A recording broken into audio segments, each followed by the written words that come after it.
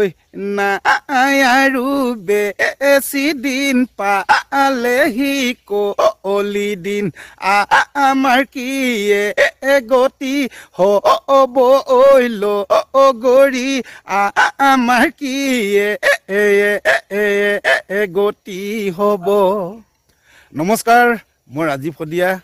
হয়, 2012-13 চনতেই কৃষ্ণমণি চুতীয়াদেৱৰ ৰাংঢালী কেছেটৰ জৰিয়তে কেইটামান বিহু নাম, হিকতি বিহু, হাবি নাম, গৰখীয়া নাম, এনেকৈ কেইটামান বিহু নাম অসমৰ ৰাইজৰ মাজলৈ আগবঢ়াই দিয়াৰ সুবিধা পাইছিলোঁ আৰু নিজেও এটি গীতত কণ্ঠ নিগৰাবলৈ সুবিধা পাইছিলোঁ।